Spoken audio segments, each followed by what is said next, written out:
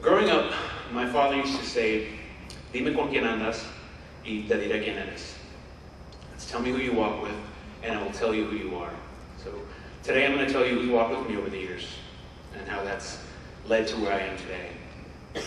I'm the 10th of 11 children in a family, in a Mexican-American farm-working family who worked in the rural farms of Washington State.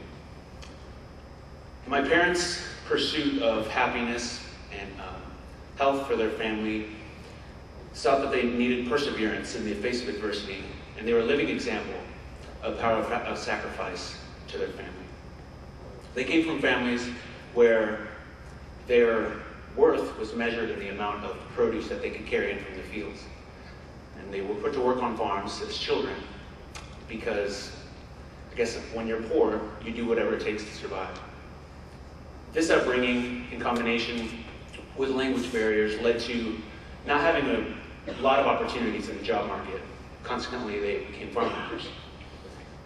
Like all good parents, though, they looked toward the future, and they wondered what they were going to offer their children.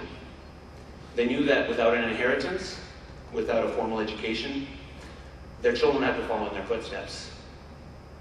But somehow, they knew that the choice that they needed to give their children could be found through education. As my father would say, "Te pueden quitar el dinero, pero nunca te pueden quitar la educación."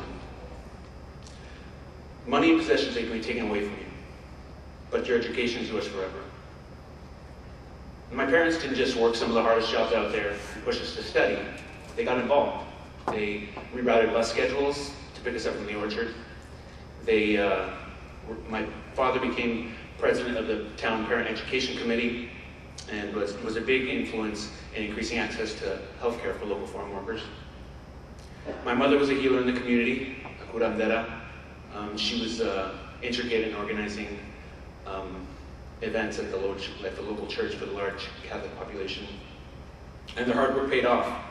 If you could imagine their pride when their eldest son, Uriel, was accepted to Eastern Washington University, and their pride when every single one of their children followed suit. Today, all of my siblings have at least a bachelor's degree, and 6 have master's degrees. This is a big moment in our family. My brother Uriel, on the right, who's now on the board of trustees at Eastern Washington University, handed his son his diploma on his graduation day. It's a big moment in our family. So how do I fit in this story? When I came along, my parents had 9 children and had been married 25 years. And after all that time of marriage, they decided that enough was enough, and they called it quits. In the aftermath, my brother and I, Moises, we were sent to live with my mother in Las Vegas. That was a big change for us. We didn't have internet, we didn't have cell phones. Almost immediately, we were separated from the rest of my family. And my mom working 2 jobs to keep, make ends meet, we were alone a lot, and we spent a lot of that time on the streets. It's very difficult as a kid to really put into perspective how volatile your life can be, living in the inner city, paycheck to paycheck, until something terrible happens, unfortunately. And it all caught up to us one night when, walking home from work, my mother was beaten and robbed. And it's very difficult to put into perspective now, looking back as a kid, how you take that. It was very petrifying.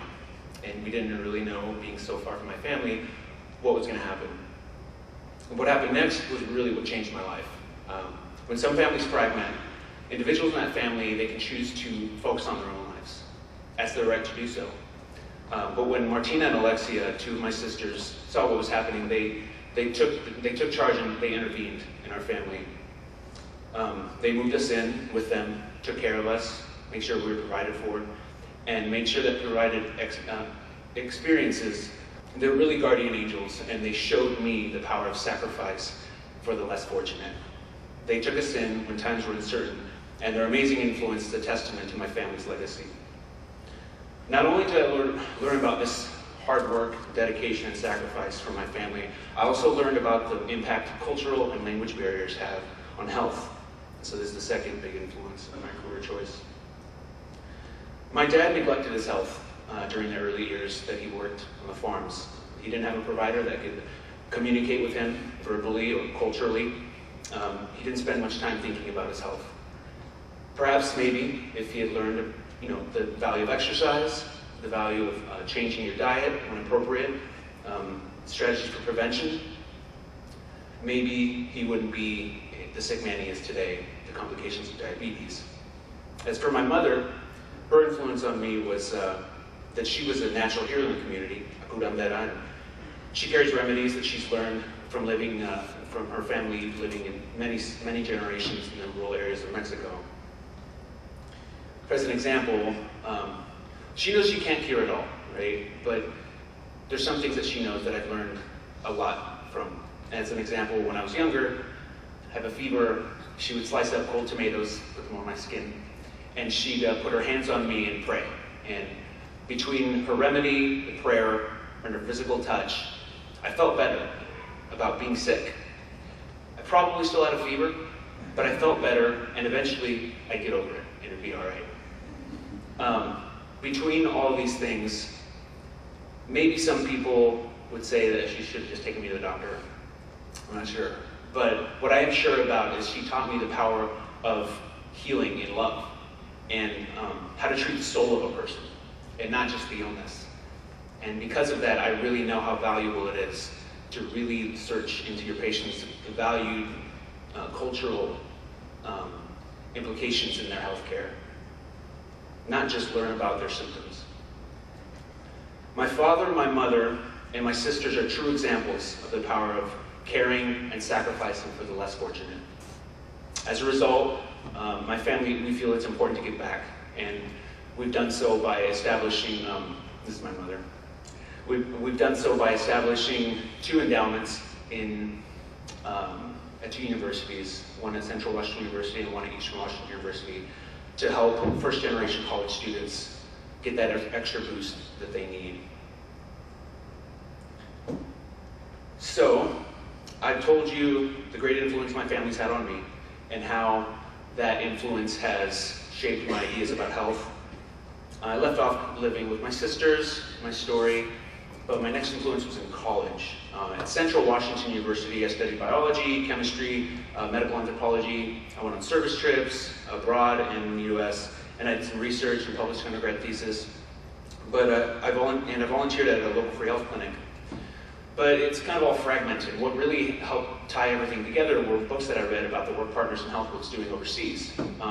And it inspired me to write an independent study course about how the Partners in Health community health worker model that they use overseas can be used here in the States, where we have the same issues with access and accountability to treatment regimens. And then after I graduated, I joined AmeriCorps.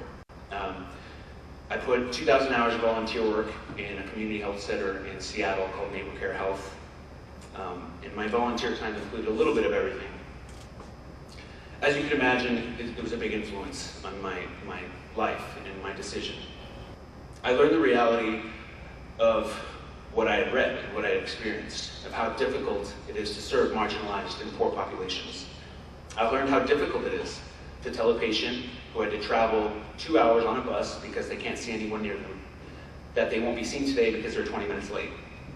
And I've had to have the conversation with a refugee patient who makes too much money on books, only to learn that they have sick parents at home, have been misfiling their taxes, but they still won't get the discount that they deserve today. It was these experiences where I learned the concept of social determinants of health, and the concept of a medical home, and the role that poverty plays. This helped me realize that while my family was poor, we were never in poverty. My parents, my siblings, they made sure we had what we needed: shelter, water, phone, transportation, and food. We were on food stamps a lot of the time, but there are so many families that aren't as fortunate as mine. My parents, with the help from my siblings, learned to navigate the restrictions of poverty and the social determinants of healthcare. They didn't read it in a book, but they lived it. What I learned from that, from college and volunteering, is that I want to be on those front lines. I want to help people like my parents be healthy, be happy, and raise healthy families. So how better to do that than becoming a doctor, right? So let's fast forward to medical school. Here I am, son of farm-working parents, raised by my successful and powerful sisters, graduate of Central Washington University, and I get into medical school, and once again, I'm kind of figuring it out as I go. I was attracted to primary care early on. It made sense to me. I was a little overwhelmed by the thought of managing chronic illness. I think my father's experience made me think that it would take more from me than I was willing to give. So I decided to keep my options open and explore the vast array of work available as a doctor. At that point, I really didn't know much about what being in medicine is. All I knew was what my experience as a child and what I'd seen in the movies. To me, doctors were really smart, commanding figures that had really, really white coats. But after the first 2 years of medical school, I realized that practicing medicine was a lot different than what I'd seen in the movies. By that time, I still had no idea what I was going to do, so I decided in my third year I was going to try to roll things out. When surgery came along, I loved doing the procedural work that it entails. I enjoyed working on a team.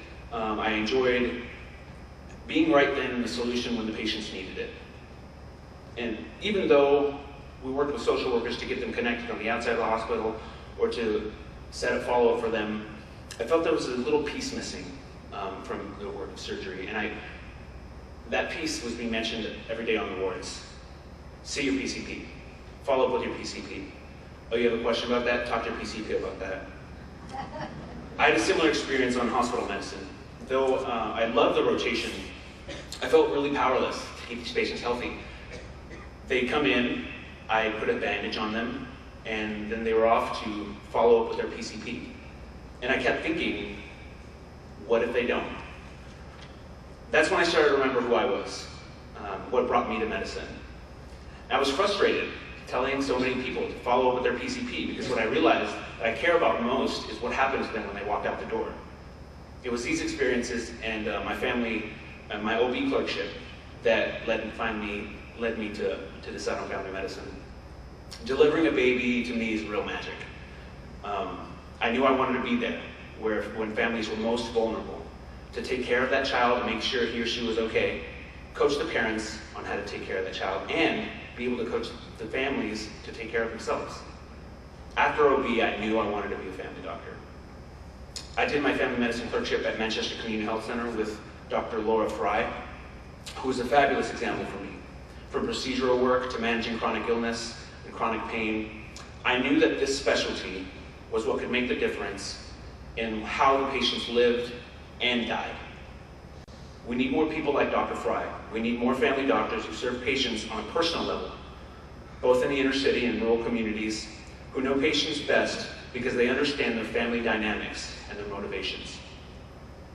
As I move forward, I know I want to run my own clinic and try to develop a healthcare model that takes aspects of both community health centers and partners in health community health workers to help teach the community and empower them to take care of each other, to invest in each other, so that they can help navigate the social determinants of health.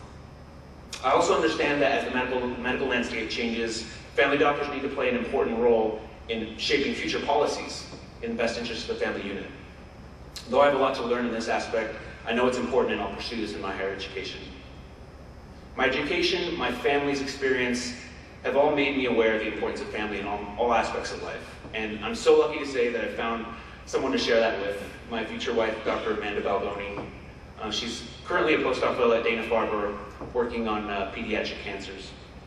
I hope we can raise our children with the same spirit and with the passion that my parents instilled in me. I want to summarize by telling you what this means to me now. I'm blessed to be in a profession that will give me the opportunity to influence both the family and policy. I want to increase affordable access to services that are appropriate and effective, especially to marginalized populations, in a way that helps them navigate and eliminate poverty from their lives, to keep them healthy so that they have a chance to live dignified and fulfilling lives. Though I have much to learn, my heart is in service to those who need it most. Treatable and preventable illnesses and deaths are the grossest tragedies of our society, and I will continue to raise awareness and about health disparities and provide volunteer services to the poor. I've witnessed and survived these health disparities, and I feel I have the responsibility to establish a recourse for those who cannot help themselves. For me, my beginnings were the spark to understanding my role as a family physician. As my father says, "Dime con quién andas y te diré quién eres."